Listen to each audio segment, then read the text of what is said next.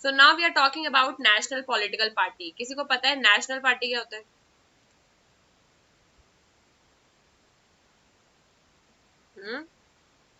Ma'am जो पूरे nation के लिए काम करती है। ओके, बट ये कैसे डिसाइड होगा कि एक पार्टी नेशनल पार्टी बनेगी या नहीं बनेगी? मैम इलेक्शन से। कैसे?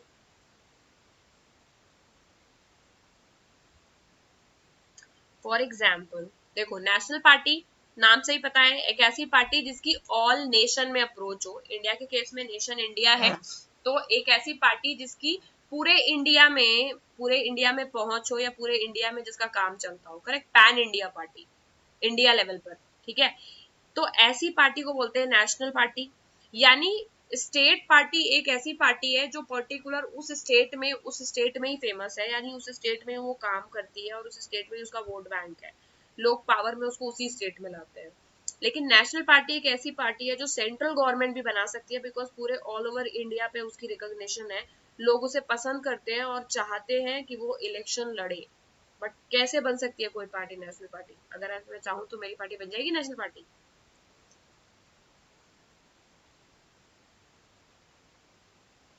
बताओ, कुछ पता है इसके बारे में कि बस नाम ही पता है?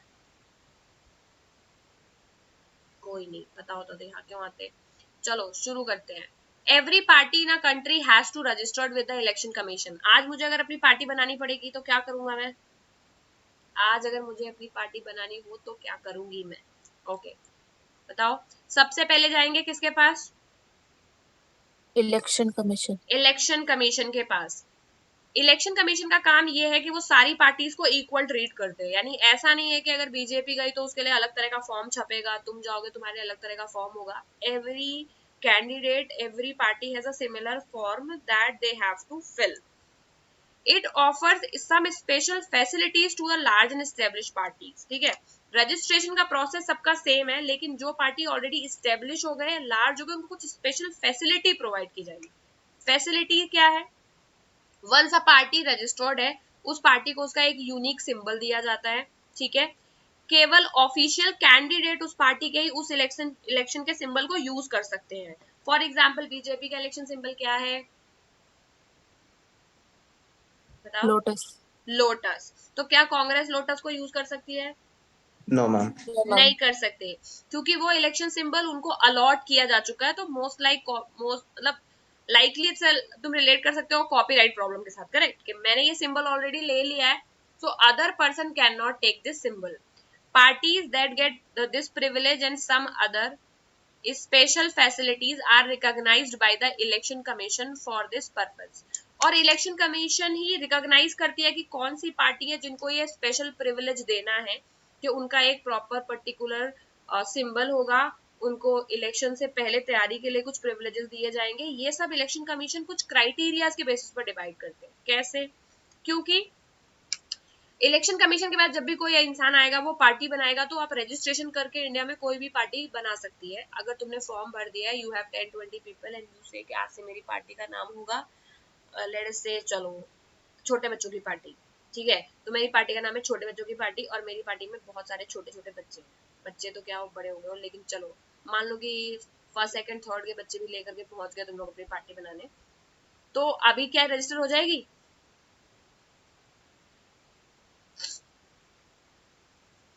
छोटे बच्चों की पार्टी अगर मैं बनाना चाहूँ तो बन जाएगी? Yes ma'am.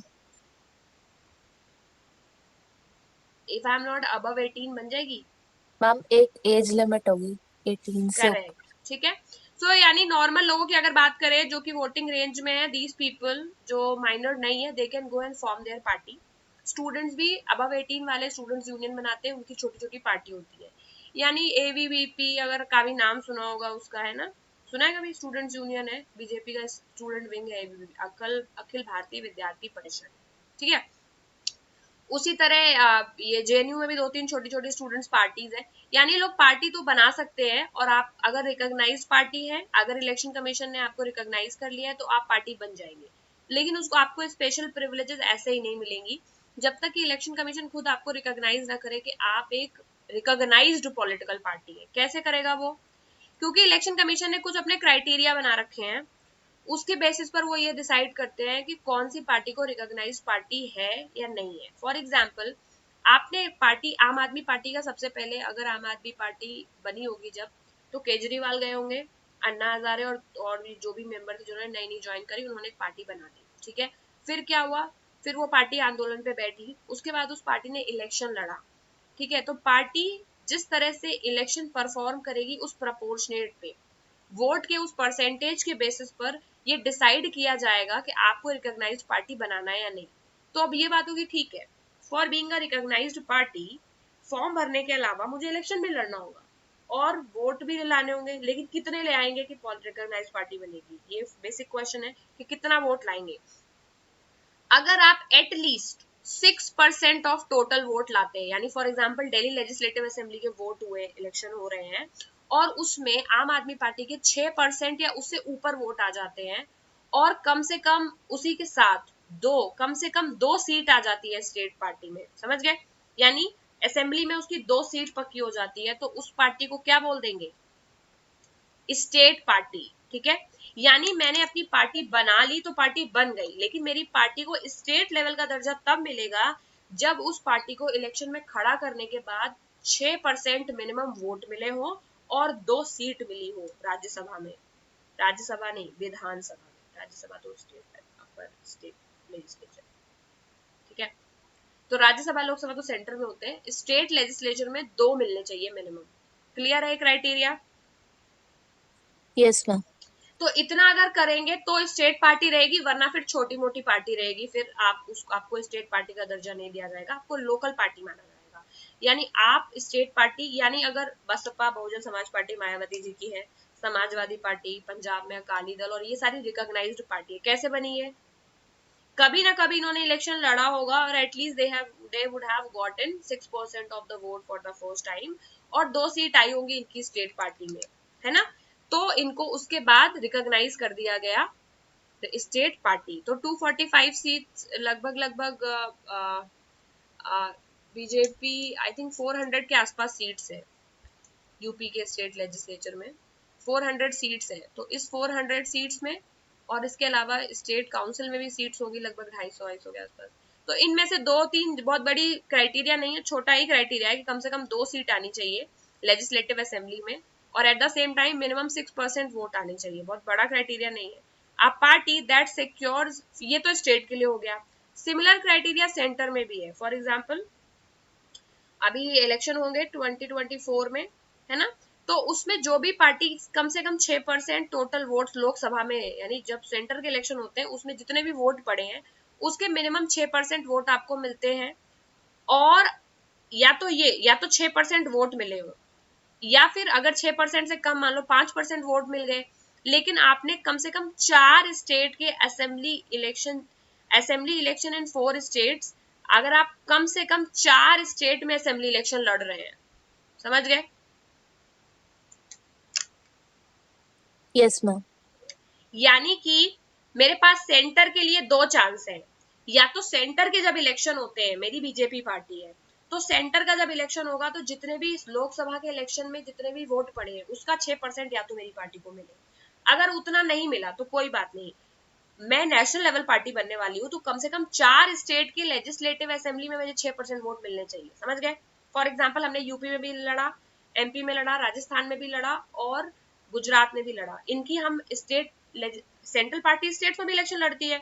तो या तो आपके स्टेट में, स्टेट का जब इलेक्शन हुआ था, जो इसके पहले हमने क्राइटेरिया पढ़ा था, उनमें आपके 6% आए हो, और या फिर सेंटर के इलेक्शन में आपके 6% आए हो, दोनों को सेम क्राइटेरिया मानते हैं, ठीक है। इतने के साथ आपके कम से कम 4 सीट होने चाहिए, कहां, लोकसभा में। तो क्या रिकॉग्नाइज करेंगे, नेशनल पार्टी। क्लियर है सभी को कि एक पार्टी नेशनल पार्टी कब बनेगी, तो एक पार्टी नेशनल पार्टी तब बनेगी जब लोकसभा इलेक्शन में कम से कम 6% वोट लेके आएगी। अगर 6% वोट, ये एंड की कंडीशन में तो 4 सीट है, यानी 4 सीट तो उसकी लोकसभा में होनी चाहिए, और उसके अलावा 2 में कोई एक क्राइटेरिया होना चाहिए, या तो लोकसभा इलेक्शन में 6% वोट मिले हो, या तो स्टेट की 4 स्टेट की लेजिस्लेटिव असेंबलीज में 6% वोट मिले हो। क्लियर है सभी को? Yes ma'am. ठीक है। तो ये है अगर इतना आता है तो आपको इलेक्शन कमीशन रिकॉग्नाइज्ड पार्टी में रखेगी, क्योंकि इलेक्शन कमीशन इतनी खाली नहीं कि सबको एक एक सिंबल बांटती घूमे, करेक्ट। तो वो रिकॉग्नाइज्ड पार्टी जो कि ऑलरेडी बहुत सारी है इंडिया में, एक बार आ जाता है तो सिंबल मिल जाता है, फिर बहुत बार अच्छा भी नहीं परफॉर्म करते हैं, लेकिन एक बार अगर रिकॉग्नाइज कर लिया गया तो वो लंबे टाइम तक चलता है। तो रिकॉग्नाइज आपको तब किया जाएगा जब ये है, उसके बाद election commission will give you symbol, आपका और भी चीजें जो उस पार्टी से रिलेटेड होती है, रिकॉग्निशन से रिलेटेड, वो इलेक्शन कमीशन देता है और आपको रिकॉग्नाइज करना है। इस क्लासिफिकेशन के according there were 6 national recognised parties in country in 2006। 2006 में कंट्री में 6 नेशनल रिकॉग्नाइज्ड पार्टी है। नाम बता सकता है कोई? 6 नेशनल लेवल की 6 पार्टी।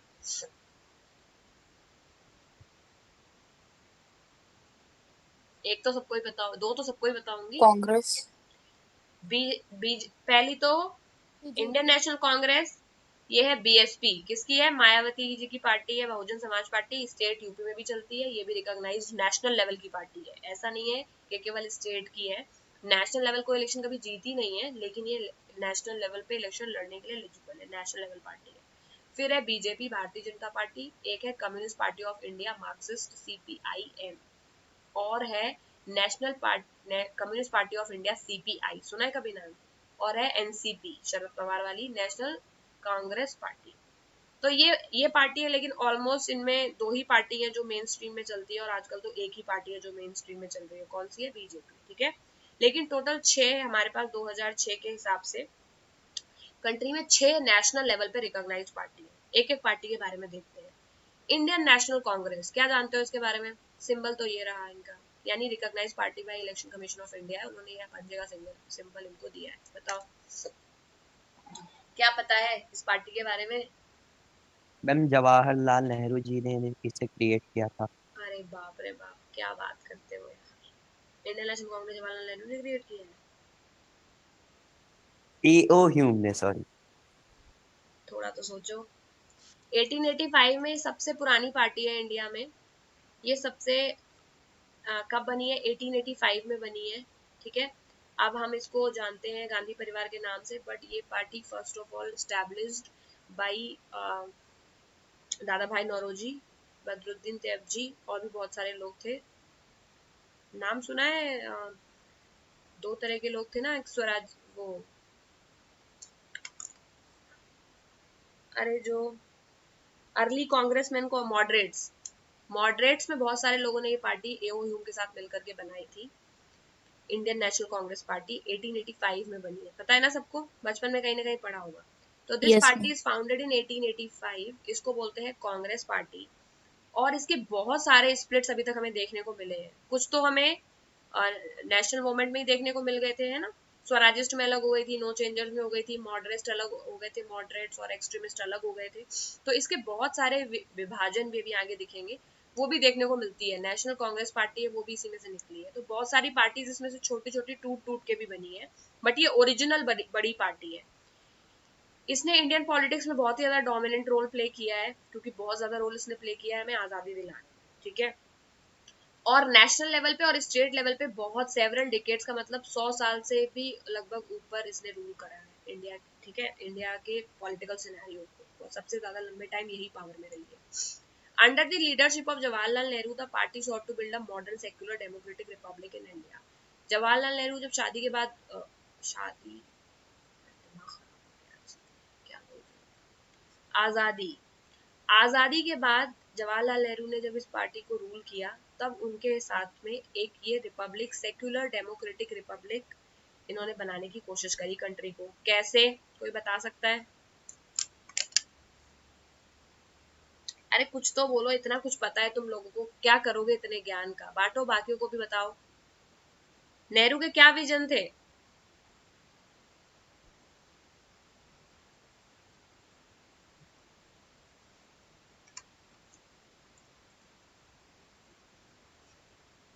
अरे कौन सा विजन है? इंडिया, ये कॉन्स्टिट्यूशन ऑफ इंडिया को मैच करता है या नहीं? Yes ma'am. कोई बोल क्यों नहीं रहा भाई? पढ़ने वढ़ने का मन नहीं है तो बता दो। अरिल, मुस्कान, अंश, प्रथम, बोलते क्यों नहीं हो तुम लोग? जो बोलते हैं वो भी चुप हो गए, इतना पता नहीं है क्या, वैसे पॉलिटिक्स की बातें दिन भर करा लो, ठीक है। तो ये पार्टी है modern secular democratic republic in India.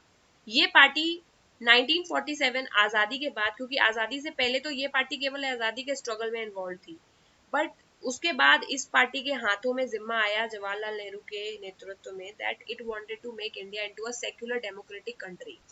तो जब हमारा कॉन्स्टिट्यूशन बना तो इस पार्टी की आइडियोलॉजी थोड़ी चेंज हो गई। काफी हद तक ये जो पार्टी है आजकल तो ये पार्टी सोशलिज्म की तरफ भी है, क्योंकि अभी ये थोड़ी सी लेफ्ट पार्टी हो गई है। लेफ्ट पार्टी यानी जो लोग एलीट को फेवर ना करके वर्किंग क्लास को ज्यादा फेवर करते हैं। तो पहले वैसे तो ये सेंटर पार्टी है, अभी आगे बताऊंगी, बट अभी ये लेफ्ट विंग इसका ज्यादा एक्टिव रहता है। रूलिंग पार्टी 77 तक हमेशा इसी पार्टी ने रूल किया, दूसरी कोई पार्टी आजादी के बाद इंडिया में इतना फेवर में नहीं आई है जो रूल कर सके इंडिया को। फिर क्या हुआ, 1980 टू 89 ये इंदिरा गांधी जी का टाइम है, इस पे भी कांग्रेस ने इंडिया को रूल करा है।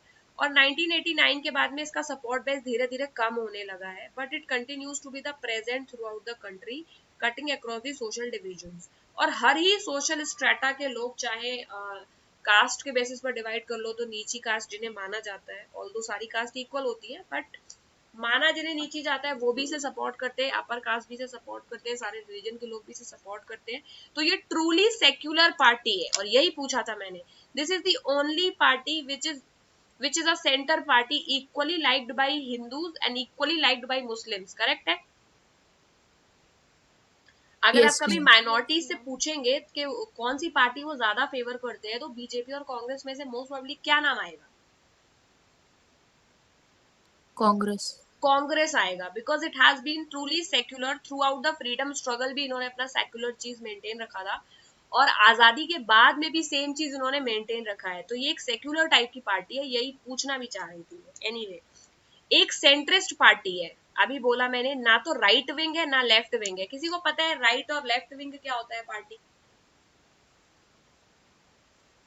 Can anybody tell what is a right wing, what is a left wing? कभी ना कभी तो बताया ही होगा मैंने। मैम राइट विंग वो होते हैं जो रिलीजन ये सब पे ज्यादा फोकस करते और थोड़ा कल्चर ये सब पर उनका फोकस मेनली रहता है। Okay, right wing parties are the parties which are conservative in nature. बात सही है। कंजर्वेटिव कौन से लोग होते हैं? जो ट्रेडिशनल चीजों को बचा के रखते हैं ज्यादातर। थोड़ा सा थोड़ा कॉन्ट्राडिक्टरी भी है, क्योंकि राइट विंग ट्रेडिशनल होने के साथ साथ ज्यादातर फोकस एलिटिज्म पे करती है, करेक्ट। अमीर अमीरों को फेवर भी करने वाली पार्टी भी इसे कहते हैं बहुत बार। तो बहुत बार बीजेपी पे राइट विंग होने का इल्जाम लगाते हैं, बोलते हैं मोदी जी अंबानी अडानी की गोद में जाकर बैठे हुए हैं, और ये मीडिया भी गोदी मीडिया है, करेक्ट।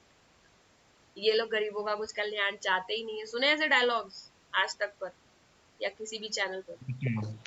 Yes ma'am. तो जो राइट विंग पार्टी होती है उस पर इल्जाम हमेशा लगता है कि ये कंजर्वेटिव पार्टी है। जैसे बीजेपी को क्यों राइट विंग बोलते हैं, उसके बहुत सारे रीजन है। ये राम मंदिर जमाने से इस चीज को ये अपना पॉलिटिकल बेस बना के बैठे हैं, मतलब रिलीजन इनका पॉलिटिकल बेस है। हमेशा अपने हिंदुत्व के कल्चर के बारे में बहुत बात करते हैं, चंदन मंदर लगाते हैं। कोई चीज गलत नहीं है, बट दिखने से जो पता चलता है उससे पार्टी का आइडियोलॉजी डिसाइड होता है कि किस तरह की पार्टी है, ठीक है। तो खादी पहनने में बिलीव करते हैं, पुरानी चीजों को 2000 पुरानी सभ्यता और 5000 साल पुराने हिंदुत्व के कल्चर को आज भी बोलते हैं। आज भी जब पॉलिटिकल डिबेट्स होते हैं तो मोहम्मद गौरी और बाबरी मस्जिद के बारे में बात करते हैं। हम 21st सेंचुरी में चले गए हैं, लेकिन ये अभी भी 11th सेंचुरी की बात करते हैं, करेक्ट। कभी सुनना है इनको? सुना है कभी? कुछ करते हो? Yes ma'am. अरे जब फ्री रहते हो तो ये डिबेट्स वगैरह सुन लिया करो, एंजॉय बहुत करोगे, बहुत बहुत हंसी आती है। तो ये लोग क्या करते हैं, 21st सेंचुरी में एम्प्लॉयमेंट की प्रॉब्लम की सोल्यूशन पूछोगे कोई प्रॉब्लम, तो ये 9th सेंचुरी की बात करेंगे। अगर तुम इनको ये बोलोगे कि आज की डेट में आपने क्यों ऐसा सिटीजनशिप अमेंडमेंट बिल लेकर के आए कि आप कह रहे हैं कि हम बाहर के मुसलमानों को इस कंट्री में नहीं आने देंगे, तो ये बोलेंगे 7th सेंचुरी में मोहम्मद गौरी आया था, जब उसने किला तोड़ा था तब तो आपने ये बात नहीं पूछी थी, ठीक है। तो which is totally nonsensical, but party की आइडियोलॉजी इतनी कंजर्वेटिव है, इतनी कंजर्वेटिव है कि वो उन चीजों के बारे में, यानी अपनी जड़ों से जुड़े रहने वाली पार्टी है। तो इसीलिए क्या होता है, अब जो चीज पुरानी चीजों पर टिकी रहेगी उसको तो कंजर्वेटिव ही कहा जाएगा। इसका मतलब ये है कि हिंदुत्व अगर इस वर्णा सिस्टम में बिलीव करते हैं तो आप भी वर्णा सिस्टम में बिलीव करते हैं। अगर आप वर्णा सिस्टम में बिलीव करते हैं तो ब्राह्मण क्षत्रिय वैश्य और शूद्र कल्चर में बिलीव करते हैं। अगर आप इसमें बिलीव करते हैं तो इनडायरेक्टली आप कास्ट सिस्टम में भी बिलीव करते हैं, करेक्ट। क्योंकि जब आप पुरानी सारी चीजों में बिलीव करते हैं, you do not want to change it, लेकिन दे विल ग्लोरीफाई इट कि हमारा सिस्टम गड़बड़ नहीं था, बहुत कल्चर के बारे में बात करेंगे, which is in a way good for cultural thing. But at the same time ये पार्टी, आज की राइट विंग पार्टी, ऐसा माना जाता है कि एलीट फेवर पार्टी है।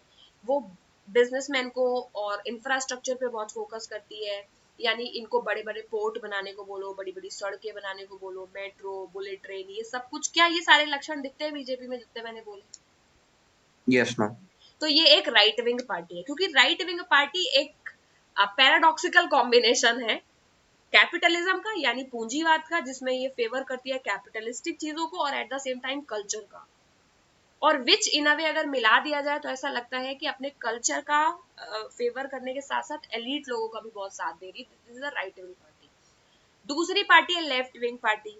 लेफ्ट विंग पार्टी इंडिया, आजाद इंडिया से पहले किसी ने बनाई है कभी? बताओ। मैम कांग्रेस तो कांग्रेस में जब मोतीलाल नेहरू और जिन्होंने स्वराजिस्ट बनाई थी, देवर एक तरह से नो चेंजर्स, तो बिल्कुल कांग्रेस की आइडियोलॉजी पर ही चल रहे थे। बट कांग्रेस में अगर बात किया जाए तो नेहरू सोशलिज्म को मानते थे, सुभाष चंद्र बोस भी सोशलिज्म को मानते थे। कांग्रेस से बाहर निकल के बोलो तो भगत सिंह भी सोशलिज्म को मानते थे। तो भगत सिंह ने अपनी पार्टी का नाम रखा था हिंदुस्तान सोशलिस्ट रिपब्लिकन एसोसिएशन। उनकी पार्टी भी आजादी से बनी हुई पहली पार्टी है जो, और काफी CPI, communist party of India, काफी ज्यादा प्रभावित है मार्क्सिज्म सोशलिज्म की चीजों से।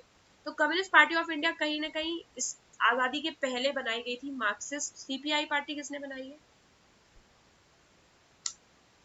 Okay, I will tell. सबसे पहले आज शुरुआत होती है कांग्रेस से। कांग्रेस में कुछ लोग मॉडरेट थे, यानी कुछ लोग केवल बात करने में बिलीव करते थे, लड़ाई झगड़े में बिलीव नहीं करते थे।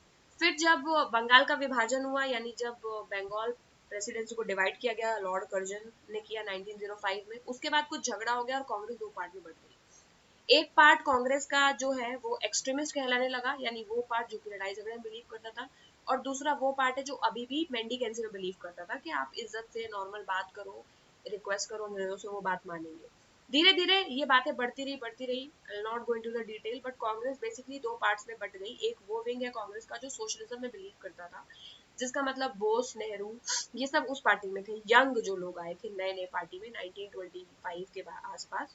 और दूसरी पार्टी जो कि कंजर्वेटिव ही रह गई, यानी वो लोग उतने सोशलिस्ट की तरफ नहीं थे। तो बाद में अभी भी कांग्रेस का एक विंग है। तो कांग्रेस एक बाइपोलर टाइप की पार्टी है, वो बार बार अपनी आइडियोलॉजी चेंज करती है, कभी वो सेंट्रल हो जाते हैं और कभी वो लेफ्ट हो जाते हैं, बट वो राइट कभी नहीं जाते। तो सेंट्रल थी पहले, यानी बहुत सारे लोग उसमें मिड वे चूज करते थे, गरीबों को भी फेवर करते थे, but at the same time अमीरों को भी दिक्कत नहीं होती थी। गरीबों के लिए अस्पताल बनवाते थे तो सड़कें भी बनवाते थे बहुत पैसा लगा करके, मेट्रो के बारे में भी सोचते थे, तो वो सेंटर वाली पार्टी थी। But with the time Congress का लेफ्ट विंग और बाहर आने लगा, क्योंकि जब आजादी हुई तो आजाद भारत में नेहरू जी ने बोला कि हम अपनी पार्टी, हम अपनी कंट्री को एक सोशलिस्ट कंट्री बनाना चाहते हैं। हमारी कंट्री में सोशलिस्ट टर्म वही लेकर के आए थे, वही रशियन रेवोल्यूशन से बहुत ज्यादा इंस्पायर्ड थे नेहरू जी, और उनका बहुत मन था कि कंट्री सोशलिज्म की लाइन पे चले।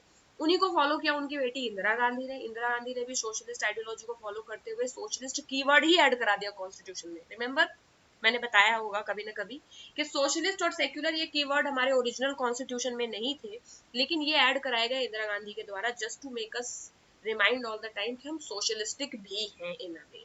तो कांग्रेस वो पार्टी है जो पहले तो सेंटर थी, बट धीरे धीरे उनकी आइडियोलॉजी की जगह से अब वो थोड़ी सी लेफ्ट पार्टी है। तो और इंदिरा गांधी के बाद अभी राहुल गांधी जी का टाइम आया है, वो भी काफी ज्यादा किसानों में और लेफ्ट की चीजों में, मुद्दों में पड़ते हैं। राइट को और बीजेपी को एकदम बोलते हैं कि ये तो एंटी है पुअर्स के, और ये हमेशा अमीरों को फेवर करते हैं। तो एक तरह से जिस तरह के डायलॉग्स और बयान वो इस वक्त जिस तरह के बयान और डायलॉग्स देते हैं, उससे साफ साफ क्लियर होता है कि सेंट्रल पार्टी नहीं है, अभी लेफ्ट की तरफ है। तो माइल्ड लेफ्ट ओरिएंटेशन कांग्रेस का बोलेंगे, ठीक है। तो और उसके अलावा, लेकिन आजादी से पहले जो कांग्रेस थी वो एक सेंटर पार्टी थी, पूरी तरह लेफ्ट नहीं थी। सबसे पहले लेफ्ट पार्टी यानी गरीबों के लिए कुछ ऐसी बात करनी चाहिए, या फिर गरीबों की एक अपनी पार्टी होनी चाहिए, ये विचारधारा तो कार्ल मार्क्स की दी हुई है। लेकिन कार्ल मार्क्स से इंस्पायर्ड थे लेनिन, तो लेनिन ने उसका फायदा उठा के रशिया में रेवोल्यूशन किया और सोशलिज्म और कम्युनिज्म की शुरुआत हम वहीं से देख सकते हैं। लेकिन इंडिया में भी एक इंसान था, इनका नाम था एम एन रॉय, सुना है किसने? M N Roy was a person who was truly inspired by the Marxism, और उन्होंने इंडिया में बनाई है पार्टी जिसका नाम है कम्युनिस्ट पार्टी ऑफ इंडिया। तो Communist party of India basically founded by M N Roy, और अभी वो वाली पार्टी धीरे धीरे करके फेमस होते गए, आजाद इंडिया के बाद भी फेमस होते गए, और आज की डेट में भी communist party of India exist करती है। वो दो पार्ट में अब बढ़ चुकी है, सीपीआई सीपीआईएम। ठीक है, तो ये हम कहेंगे कि लेफ्ट पार्टी क्या इंडिया में है। इन सबसे पता क्या चला? तो इन सबसे ये पता चला कि हमारा इंडिया, हमारा जो कंट्री है वो महासंगम है। क्यों? हर तरह की पार्टियां एग्जिस्ट करती है। अगर आप बोलोगे कि राइट विंग पार्टी है इंडिया में, हाँ है, बीजेपी एनडीए अलायंस साक्षात उदाहरण है राइट विंग का। अगर बोलोगे क्या पूर्णता लेफ्ट, कंप्लीटली लेफ्ट पार्टी है इंडिया में, बोलो हाँ, सीपीआई सीपीआईएम। इनफैक्ट अगर समाजवादी पार्टी को इंग्लिश में नाम दे तो क्या होगा, बताओ?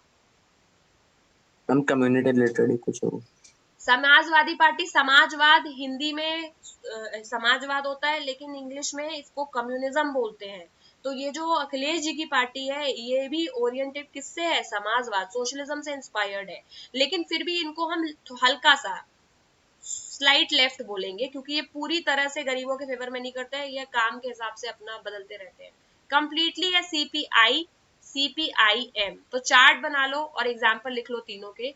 पार्टी सिस्टम में सबसे पहले लिखो party divided on the basis of orientation, left right और सेंटर। सेंटर में अभी भी नाम लिखना कांग्रेस का, लेफ्ट में सीपीआईएम और राइट में बीजेपी। इतना करो और फिर नेशनल पार्टी के बारे में आके मैं लिखाती हूँ, एक मिनट में somebody is at the door।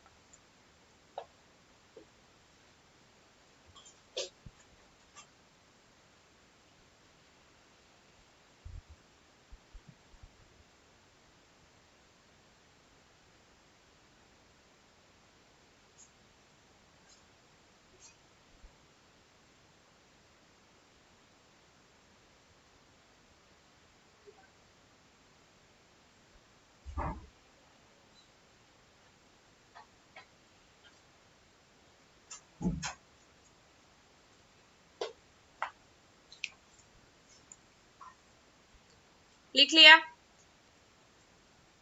Party division? ठीक है, नहीं लिखा? जल्दी जल्दी लिख लो। टाइप्स ऑफ पार्टीज, ठीक है। अगर साइज के बेसिस पे बात करें या रीच के बेसिस पर, पूरी हेडिंग अगर डालना चाहो तो टाइप्स ऑफ पार्टीज हो सकती है। On the basis of reach यानी on the basis of support base, कितना लोग उन्हें पसंद करते हैं, तीन टाइप की होती है, नेशनल, स्टेट एंड रीजनल या लोकल। नेशनल लेवल पार्टी जिसका पैन इंडिया लेवल का रहता है, मतलब रीच, उसमें 6 पार्टी है। इन 6 पार्टी जो अभी नाम पढ़ रहे हैं ये सारी नेशनल लेवल पार्टी है।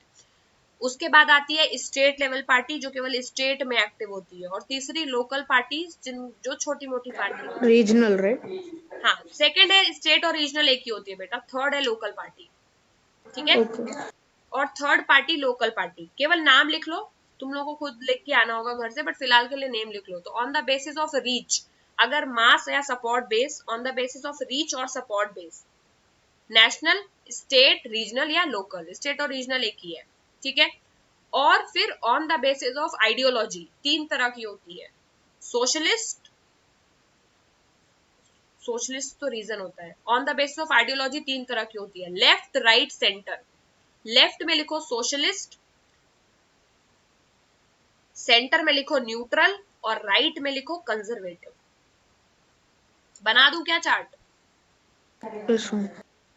चलो बना ही देती हूँ, ठीक है। चार्ट कुछ ऐसा सा होना चाहिए, बड़ा सा बनाना है। टाइप्स ऑफ पार्टीज, ठीक है।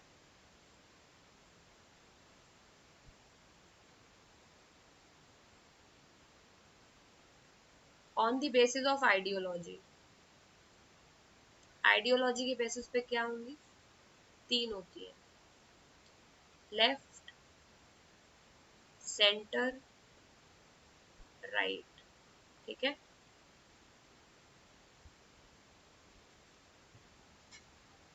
On the basis of area या सपोर्ट बेस, कितने एरिया तक उनका सपोर्ट है उस बेसिस पे होती है। उस पे भी तीन होती है। क्या होती है? पहली है सेंट्रल, दूसरी है रीजनल या स्टेट, तीसरी होती है लोकल। ठीक है, अगर बात करें लेफ्ट की, लेफ्ट क्या होती है? प्रो पुअर, पुअर लोगों के ज्यादा करीब मानी जाती है। होती कितनी है रियलिटी से कोई कनेक्शन नहीं है। On theory pro poor party है, पुअर लोगों के, क्योंकि ये मार्क्सिज्म की विचारधारा पे चलते हैं। और अगर मार्क्सिज्म की विचारधारा मैंने पढ़ाई बहुत बार है, कभी बताई है बातों में कई बार, पता हो तो मार्क्स का केवल एक ही डायलॉग याद रखने लायक है कि दुनिया के सारे गरीबों को यूनाइट हो जाना चाहिए और अमीरों को उनकी दौलत छीन के रिवॉल्यूशन करना चाहिए और उनको हटा देना चाहिए पावर से। ये मार्क्स एडवाइस दे गए गरीबों को। तो उनकी विचारधारा को जो लोग मानते हैं वो प्रो लेफ्ट या प्रो पुअर बोलते हैं। किससे प्रभावित है? मार्क्सिज्म की फिलॉसफी को फॉलो करते हैं और सोशलिज्म में बिलीव करते हैं। मार्क्स की फिलॉसफी है सोशलिज्म, उसमें ये बिलीव करते हैं लेफ्ट वाले लोग। सेंटर को बोलेंगे न्यूट्रल पार्टी है। ठीक है, यानी ये कंप्लीट मिक्सचर है लेफ्ट और राइट का। लेफ्ट की चीजें भी करती है, राइट की चीजें भी करती है। हमारे पास फिलहाल कोई एग्जाम्पल वर्किंग नहीं है, बट ऑप्शन में हम लिख नहीं सकते, तो we have to write down Congress, क्योंकि कांग्रेस अकेली ऐसी पार्टी है जो कंप्लीटली सेंटर तो नहीं है, लेकिन फिर भी काफी हद तक वो अपर क्लास के द्वारा भी फेवर्ड पार्टी है, लेफ्ट के द्वारा तो फेवर्ड है ही। तो कांग्रेस इसका एग्जाम्पल होगी। राइट विंग पार्टी होती है, इसका फीचर ये होता है कि ये कैपिटलिस्टिक होती है। पहली बात तो मॉडर्न चीजों में बहुत बिलीव करते हैं, वेपनरी में, मास में, है ना, जैसे रशिया में पुतिन। तो कैपिटलिस्टिक चीजें करते हैं ये, यानी पूंजीवाद, जिसे बोलते हैं कि बहुत बड़े बड़े प्रोजेक्ट्स लाना, मल्टी, मेक इन इंडिया, है ना, ऐसे ही मेक इन चाइना, उस तरह के प्रोजेक्ट्स हैं, मेक अमेरिका ग्रेट अगेन। तो राइट विंग पार्टीज हमेशा ही फोकस करती है एक तो मनी पर, दूसरी कंजर्वेटिव, और फोकस करती है अपने रूट्स यानी अपने कल्चर पर। तो ये इनका एग्जाम्पल है। इसका एग्जाम्पल सबको ही पता है, एग्जाम्पल है बीजेपी। ठीक है, on the basis of support base central party है। सेंट्रल पार्टी वो है जिसका पैन इंडिया रीच है, यानी पूरे इंडिया में जो फेमस है। 6 पार्टी है इसमें, बीएसपी, एनसीपी, बीजेपी, कांग्रेस और सीपीआई, और आई थिंक एक और है, CPM, national communist party, CPI, Congress, BSP, BJP, और एक देखना पड़ेगा, मैम एक नेशनल कांग्रेस पार्टी भी थी। आईएनसी भी हो गई, बीएसपी, नेशनल, सीपीआई एम है। हाँ, सीपीआई की दूसरी ब्रांच भी एक्चुअली इसी में है। तो सीपीआई की दोनों ब्रांचेस हैं सपोर्ट बेस में। तो सीपीआई एम भी इसी में। सीपीआई 2 पार्ट में बट गई थी, communist party of India and communist party of India, Maoist, जो Maoism, Mao is from China. तो सीपीआई भी 2 पार्ट में डिवाइडेड थी। जो माओ की विचारधारा में बिलीव करते हैं उन्होंने अपने आप को बाद में अलग कर लिया। तो ये टोटल 6 पार्टी है। रीजनल बताने की जरूरत नहीं है, हजारों याद होंगी। तृणमूल कांग्रेस, असम गण परिषद, एआईएमके, डीएमके, है ना, पंजाब में अकाली दल, कर लोगे ना, बीजेपी, यस मैम। और यूपी में समाजवादी पार्टी। तो बहुत सारे नाम है, तो कोई भी लिख सकते हो। ठीक है, लोकल बताऊंगी अभी। ठीक है, बना लिया चार्ट। मैम आपने यस सेंटर मैम। के नीचे क्या लिखा है? सेंटर के नीचे लिखा है न्यूट्रल है बेटा ये party. No ma'am, neutral, centre इधर सेंट्रल के नीचे, on the basis of area. Pan India, PAN, pan India. Pan India मतलब अगर बोलूंगी कि तुम्हारा बिजनेस कहाँ तक है, पैन ओशियाना, पूरे ओशियाना में। तो पैन का मतलब पूरा reason is a word for it. तो पैन इंडिया रीच है। ठीक है, बना लिया सबने, तो आगे चले। Yes ma'am. ठीक है,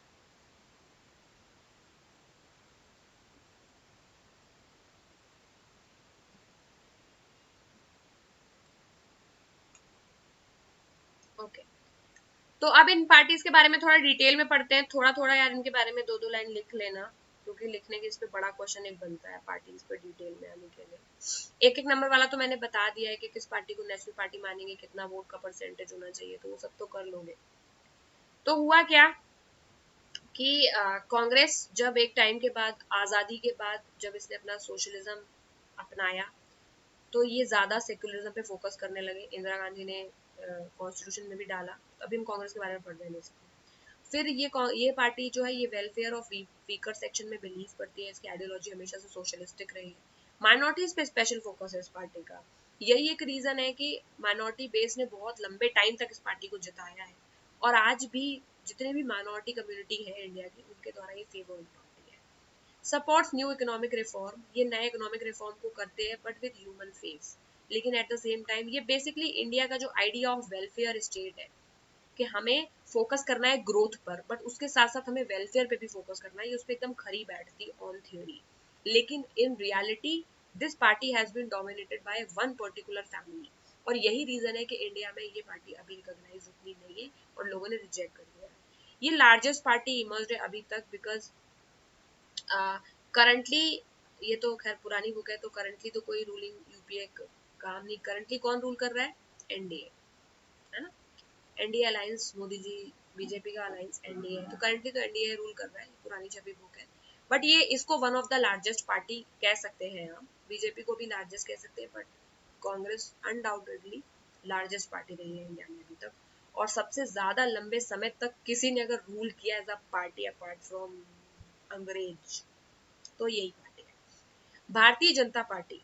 ये पार्टी बहुत न्यू पार्टी है, बनी ही 1980 में है। इसको रिवाइव किया गया था। इसके पहले एक पार्टी थी, उसका नाम था भारतीय जन संघ। यही रीजन है कि बार बार बोलते नहीं है बीजेपी वालों को ये तो संघी है, संघी है, सुना है किसी ने? तो बीजेपी से नो पहले मैम। एक आरएसएस है, राष्ट्रीय स्वयंसेवक संघ। ये उसकी आइडियोलॉजिकल ब्रांच है। भाई पार्टी तो वो पार्टी है जो इलेक्शन लड़ेगी, बट उनके पीछे पूरा ग्रुप ऑफ इंटेलेक्चुअल्स जो उस चीज पे बहुत बिलीव करते हैं, जहां आश्रमों में मतलब इसके ऊपर डिबेट्स वगैरह होती है, दैट इज आरएसएस। तो आरएसएस एक्चुअली थिंक टैंक है ना। जैसे कोई भी काम करते हो तो उसके पीछे जो सोच होती है वो थिंक टैंक होता है। वो लोग वहां बैठ के प्लानिंग बनाते हैं कि हमारी कंट्री कैसा होना चाहिए। तो बीजेपी जो है वो 1980 में बनाई गई है, लेकिन इसके पहले एक पार्टी थी, उसका नाम था भारतीय जनसंघ। और उसके भी पहले, भारतीय जनसंघ से भी पहले वो है आरएसएस। आरएसएस आज भी एग्जिस्ट करता है। तो आरएसएस मतलब राष्ट्रीय Swayamsevak Sangh. RSS is most RSS is actually a think tank. ठीक है, बहुत सारे लोग जो हिंदुत्व में बिलीव करते हैं, कल्चर में बिलीव करते हैं, दे डोनेट टू दिस संघ। एंड ये संघ वाले लोग बहुत ज्यादा एफिलिएटेड भी है स्कूल्स में भी। तो बहुत सारे आरएसएस वाले अपने स्कूल भी चलाते हैं। तो ऐसा नहीं है कि आरएसएस बस केवल एक जगह है जहाँ पे कमरा है और लोग बैठ के बातें करते हैं। अगर तुम्हारे यहाँ स्काउट्स वगैरह होता है, थर्सडे को मेरे स्कूल में स्काउट्स कराते थे, सिखाते थे, वो सब आरएसएस का था। आरएसएस वाले पेपर भी कराते हैं। स्कूल से एफिलिएशन होता है, तो स्कूल्स में भी बहुत एक्टिव रहते हैं, स्कूलिंग में बिलीव करते हैं, अपना कल्चर पढ़ाने में बिलीव करते हैं। तो अगर आप आरएसएस एफिलिएटेड स्कूल में जाएंगे तो वहाँ पे आपको नेशनलिज्म ऐसे कूट कूट के पढ़ाई जाएगी।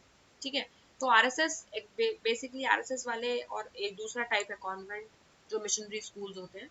तो RSS schools, missionary schools, education system में भी दो अलग तरह की चीजें हैं। तो जो आरएसएस स्कूल से निकलते हैं वो थोड़े ज्यादा पैट्रियोटिक होते हैं, क्योंकि उनको उस तरह की बातें सिखाई जाती है। कॉन्वेंट से निकलते हैं ज्यादा लेफ्टिस्ट होते हैं, थोड़े मॉडर्न चीजें उन्हें बताई जाती हैं। तो बेसिकली विचारधाराओं या आइडियोलॉजीज की बैटल है कंट्री में, कौन सी बेटर होनी चाहिए ये यूथ को डिसाइड करना है, और उसी के हिसाब से यूथ को टाइम टाइम पर, कोई भी आइडियोलॉजी अच्छी या बुरी नहीं होती है, टाइमिंग मैटर करती है। 400 साल पहले Hindutva politics would have been really better, क्योंकि उस वक्त लड़ाई ही इस बात पर होती थी कि व्हाइट सुपीरियर है या ब्लैक सुपीरियर है।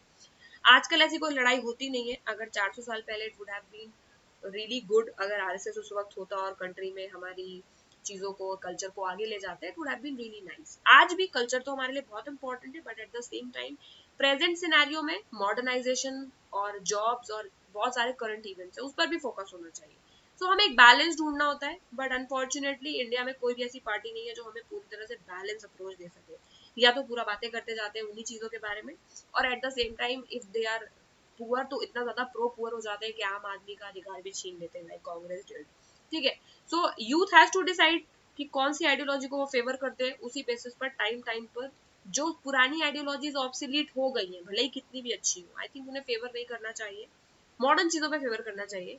But at the same time ये बात पार्टीज बनाने वालों को भी समझनी चाहिए, so that they provide us better alternative. वरना फायदा ही क्या है डेमोक्रेसी का, अगर हमें सेम ही फालतू के चॉइसेस दिए जाएंगे तो हमारे पास ऑप्शन नहीं है, हमें उन्हीं में से किसी एक को वोट करना पड़ेगा, है कि नहीं।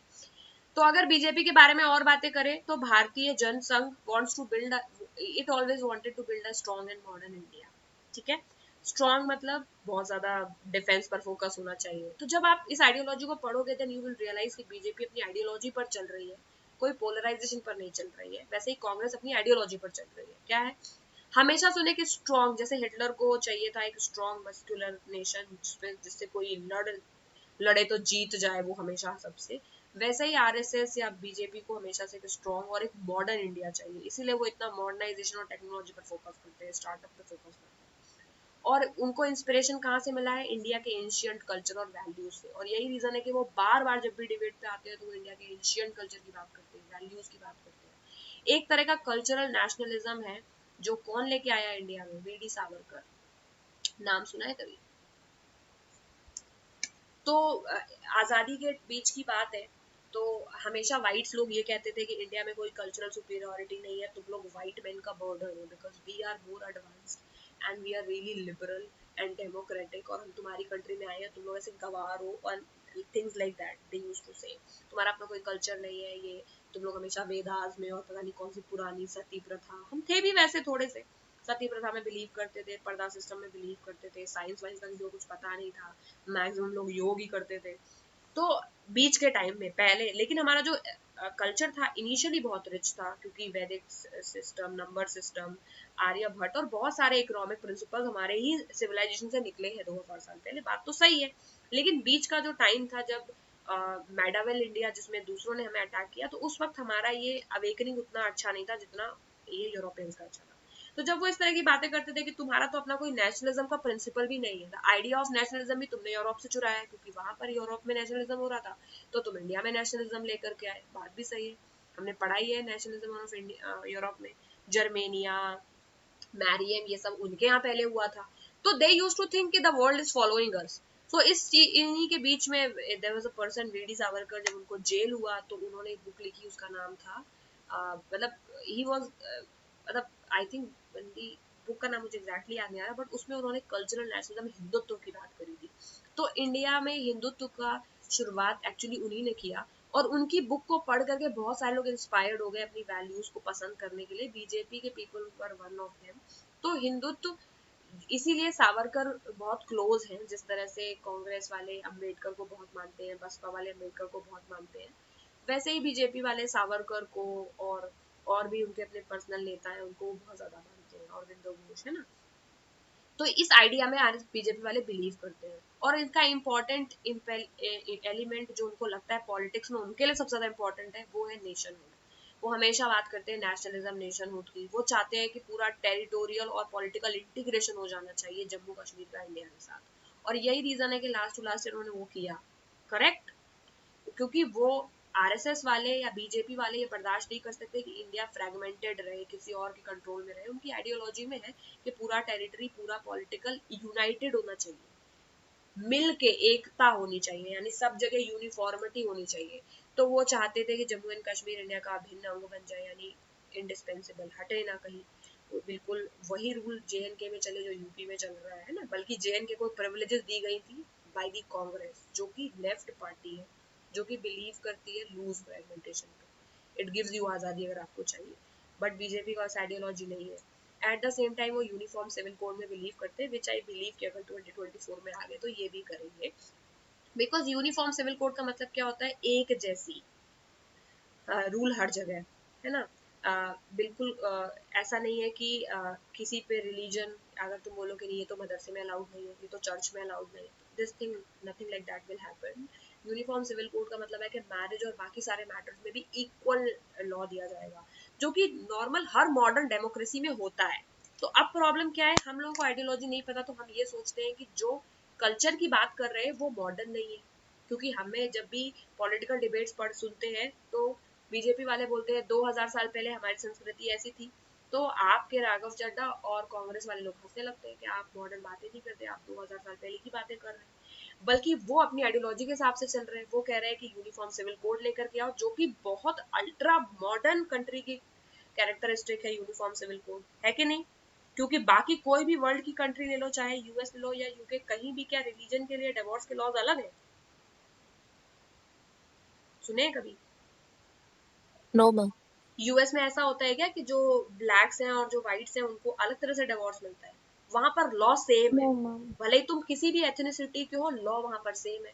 तो बीजेपी वाले इस चीज से फिर खुन्नस खा जाते हैं, वो कहते हैं हम तो यूनिफॉर्म सिविल कोड लाना चाहते हैं, यानी हमारी तो आइडियोलॉजी बहुत मॉडर्न है, क्योंकि उनकी एलिमेंट में कल्चरल नेशनलिज्म के साथ साथ मॉडर्नाइजेशन भी है। तो वो मॉडर्न इंडिया बनाना चाहते हैं, लेकिन ये बात कोई मानना नहीं चाहता। तो इस वजह से उनकी आइडियोलॉजी को लोग समझ नहीं पाते हैं, और यही रीजन है कि लोग उसे हरा नहीं पा रहे हैं। क्योंकि जब आप आइडियोलॉजी को समझेंगे तभी आप उसका तोड़ निकाल पाएंगे। लेकिन वो हमेशा ये बात प्रूव करने में लगे रहते हैं कि बीजेपी का फोकस, ये चीज पे फोकस करना, मंदिरों में पूजा करना गलत है। बल्कि उन्हें फोकस इस बात पे करना चाहिए कि पूजा करना गलत नहीं है, लेकिन आजादी न देना गलत है। लेकिन लोग फोकस करते हैं कि आप ये बातें कर रहे हैं, बल्कि आपको दूसरी बातें करनी चाहिए, है ना? तो इस चक्कर में लोग, उनकी बहुत ज्यादा लोग कंफ्यूज होते हैं, और फिर एंड रिजल्ट ये होता है कि पब्लिक बहुत ज्यादा बीजेपी को पसंद करती है, नॉट बिकॉज कि वो हिंदुत्व की बातें कर रहे हैं, but because they are really modern. जब तक ये बात बाकी पार्टीज नहीं समझेंगी कि बीजेपी इज रियली मॉडर्न, और यही रीजन है कि लोग उसे पसंद कर रहे हैं, और हिंदुत्व तो बस उनकी फसाड है, क्योंकि वो उनके कल्चर का पार्ट है, तो वो हमेशा वो ओढ़ कर चलते हैं, सो दैट उनको पता है कि इंसान इमोशनल होता है अपनी कंट्री को लेकर के, तो ऐसी बातें करेंगे तो लोग हमें पसंद करेंगे। तो they are really intelligent in that way, but इसका ये मतलब नहीं कि वो मॉडर्न चीजें नहीं कर रहे हैं। अब उनसे लड़ने का एक ही तरीका बाकी पार्टीज के लिए ये है कि उनके मॉडर्नाइजेशन में गलती निकालनी होगी कि बुलेट ट्रेन क्यों फीजिबल नहीं है इंडिया में। क्योंकि बुलेट ट्रेन तो वो लेके आएंगे बिकॉज वो उनकी पॉलिसी या आइडियोलॉजी का पार्ट है, बट यू हैव टू से कि भाई बुलेट ट्रेन में चढ़ेगा कौन, इतना पैसा किसके पास में है? तो प्रो पुअर पार्टी को ऐसी बातें करनी चाहिए, बट वो उल्टी बातें करते हैं। उनके साथ साथ वो भी बनारस के घाट पर पहुंच जाते हैं, चंदन वंदन लगा के खुद भी पूजा करने लग जाते हैं Rahul Gandhi. So they are really not clear with the ideologies.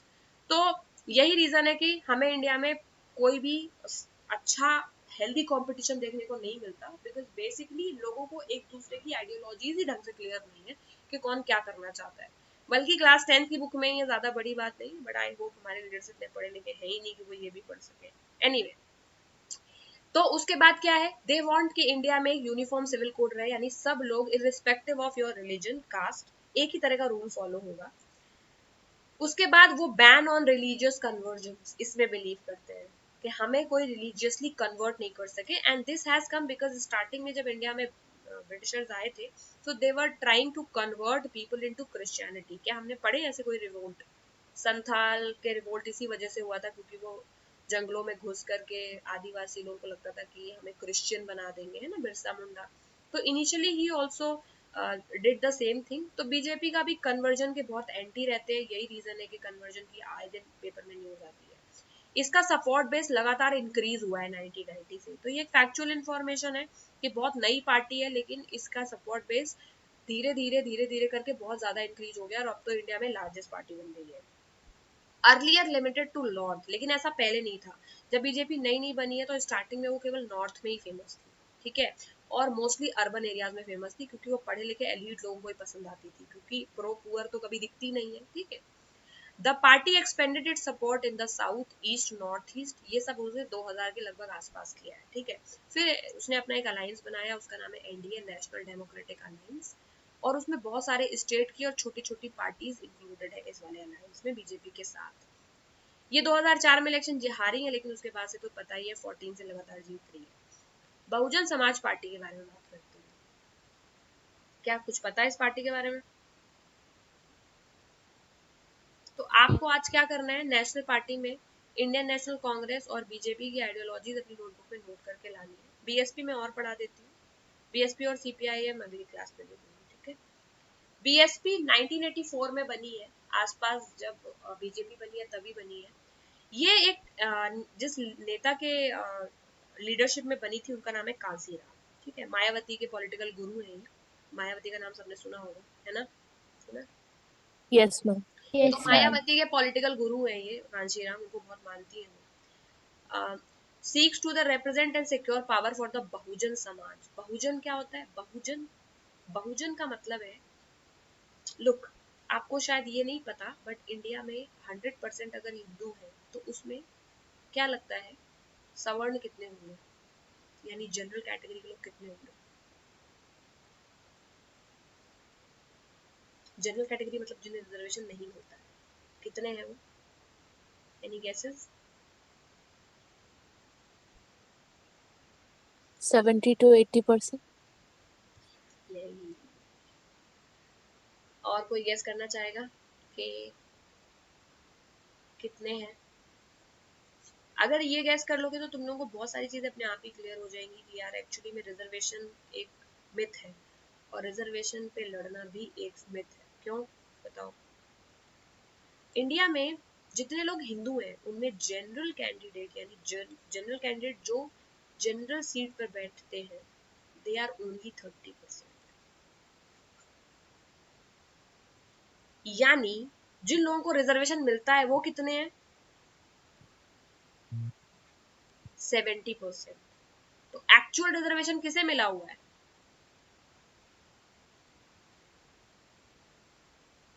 बताओ। मैम जनरल को 30% लोगों के पास 50% सीट है, करेक्ट? Yes, ma'am. और 70% लोगों के पास बची हुई 50% सीट है। किसको मिला है रिजर्वेशन? तो एक्चुअली ये बहुत ही आयरॉनिकल सिचुएशन है और यही रीजन है कि 70-80 साल हो गए और अभी तक जो रिजर्वेशन सिस्टम है क्या उससे बेनिफिट हुआ है हमारी कंट्री को? No, no ma'am. मैम। कोई बेनिफिट नहीं हुआ है, क्योंकि जिनको हमें रिजर्वेशन एक्चुअली देना चाहिए उनको हमने रिजर्वेशन ढंग से दिया ही नहीं है। और लॉ ये कहता है कि 50% से ऊपर हम रिजर्वेशन बढ़ा नहीं सकते, क्योंकि वो सही भी नहीं होगा। तो हमने रिजर्वेशन मांगा थोड़ी ना है। 50% सीट बटने के बाद में भी 50% फेयर रखने के बाद में भी जनरल कैंडिडेट इलेक्शन मतलब जनरल कैंडिडेट को बहुत मेहनत करके आगे बढ़ना पड़ता है। क्यों बढ़ना पड़ता है? क्योंकि ऑल्दो हम नंबर में ही कम है लेकिन हमारे अपने बीच में बहुत ज्यादा कंपटीशन है। उसका रीजन ये है कि जनरल कैंडिडेट इन जनरल ही ज्यादा पढ़े लिखे हैं, समझ गए? यानी अगर जनरल कैंडिडेट आबादी में 30% है लेकिन इसमें लगभग 28% लोगों की फैमिलीज पढ़ी लिखी है, तो वो 28% लोग अपने पूरे बच्चों को पूरा पढ़ाते हैं। और इसी वजह से हमारे में खुद में कंपटीशन इतना ज्यादा है कि वो 50% सीट पहुंचने में बहुत मेहनत लगती है। लेकिन जो बैकवर्ड क्लासेस है वो 70% है आबादी में, लेकिन फिर भी उनमें पढ़े होते हैं मुश्किल से 10% लोग। और यही रीजन है कि ये जो 10% पढ़े हैं इनको ही रिजर्वेशन का लाभ मिल रहा है, बचे हुए 60% अभी भी बाहर है रेस से, समझ गए? बिकॉज वो उतने पढ़े ही नहीं है। तो आबादी में भी ज्यादा है प्लस वो पढ़े भी नहीं है। किसी को समझ आया मैंने क्या बोला? Yes, ma'am. तो ये रीजन है कि रिजर्वेशन इंडिया में टारगेटेड होना चाहिए, बिकॉज जिस आबादी को हम रिजर्वेशन दे रहे हैं वो छोटी आबादी नहीं, बहुत बड़ी आबादी है। और उतनी बड़ी आबादी में आप सबको रिजर्वेशन नहीं दे सकते, क्योंकि कंट्री में 90% रिजर्वेशन तो नहीं हो सकता है, करेक्ट? कंट्री में तो 50% ही हो सकता है, क्योंकि हम लोग कोई भी जनरल कैंडिडेट रिजर्वेशन नहीं मांग रहा है, वो तो फाइट करके पढ़ के लड़ना चाह रहा है। और वो कर भी रहा है, यानी जनरल को कुछ खास नुकसान नहीं हो रहा है इस पूरे प्रोसेस में, क्योंकि वो ऑलरेडी पढ़े लिखे हैं। फॉर एग्जाम्पल अगर ये पूरे के पूरे 100% लोग बहुत पढ़े लिखे होते तो कॉम्पिटिशन और भी टफ होने के चांसेस थे, करेक्ट? तो जनरल और ओबीसी और कोई मतलब नहीं होता और पूरा कॉम्पिटिशन बहुत टफ हो जाता। जनरल कैंडिडेट ऑलरेडी काफी ज्यादा पढ़े लिखे हैं, उनके उनके पास हिस्टोरिकल एडवांटेज है, और इन लोगों के पास हिस्टोरिकल डिसएडवांटेज है क्योंकि इनको पहले नहीं पढ़ाया गया। यही रीजन है, लेकिन इन्हें आज भी नहीं पढ़ाया गया तो 50% सीट होने के बाद में भी इनकी आबादी इतनी ज्यादा है कि इनको रिजर्वेशन का फायदा नहीं होता है। तो बहुजन समाज पार्टी बेसिकली हमारी कंट्री में लगभग लगभग 40 to 45% ओबीसी है, ठीक है। बचे हुए 30% में एससी एसटी और माइनॉरिटीज मुस्लिम है, जिनको ओबीसी कैटेगरी में रखा गया है, ठीक है।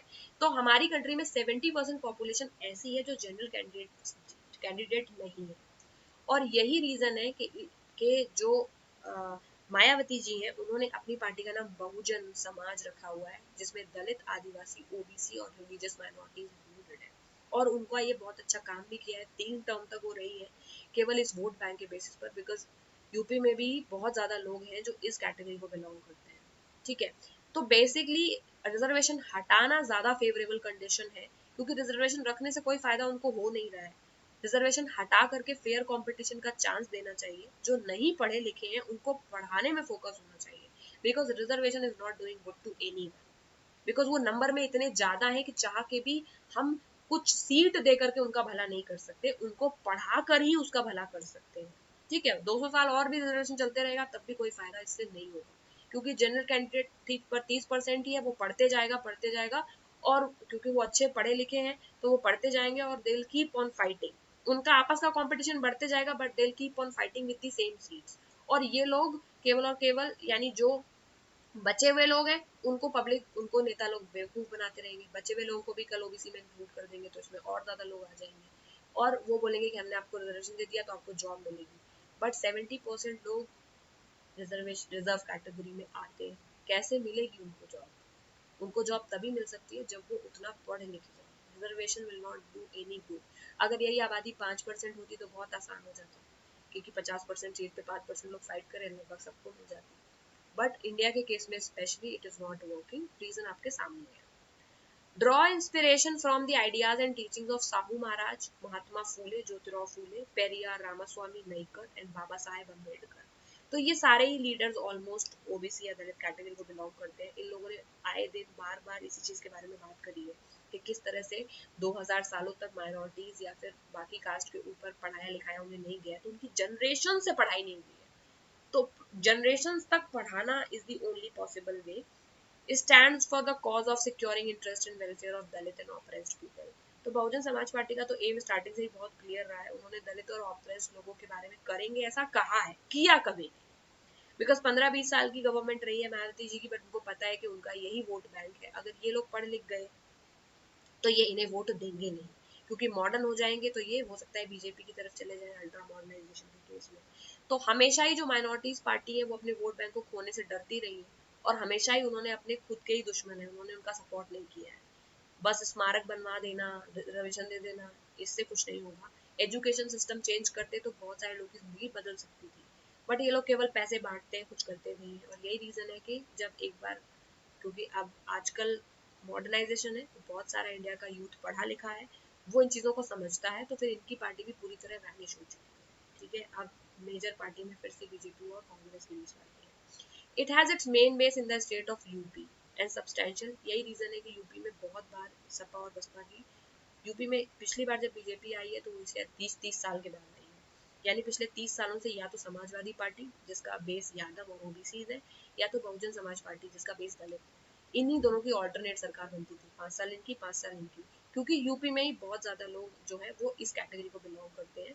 और कोई कितना भी मॉडर्न बोले, लेकिन इंडिया में अभी भी ये सिचुएशन है कि लोग कास्ट के बेसिस पर वोट देते हैं। मध्य प्रदेश, छत्तीसगढ़, उत्तराखंड, दिल्ली, पंजाब, इन जगहों पे भी इनका सब्सटेंशियल ये लोग हैं, लेकिन these parties are not doing any good to them. I feel, या एवरीबडी फील, जो भी पढ़े लिखे लोग हैं, कि अगर इनको और पढ़ाया जाए तो ही इनकी लाइफ में इम्प्रूवमेंट आ सकती है। रिजर्वेशन से किसी भी पार्टी को वोट देने से कुछ नहीं होगा। उस पार्टी को वोट देना चाहिए जो मैक्सिमम इंफ्रास्ट्रक्चर बनवा रही है या मैक्सिमम स्कूल गवर्नमेंट बनवा रही है। ठीक है, not because of that it believes in something. Okay, so on that note guys, I hope I tried to keep it politically neutral, because I generally don't believe किसी भी party को perfect या imperfect में नहीं मानती, सबकी अपनी अपनी खामियां हैं। ठीक है, एनीवे, सो तुम लोगों के पास 3 चीजें करने के लिए है, हो गई हैं। आप इस पे भी नोट्स बना लेना, थोड़ा 3-4 पॉइंट का बना लेना, बिकॉज लॉन्ग आंसर में आता है कभी कभी। तो ऑलरेडी अगर रेडी रहेगा तो as it is you can go and just write it down. Are you ready?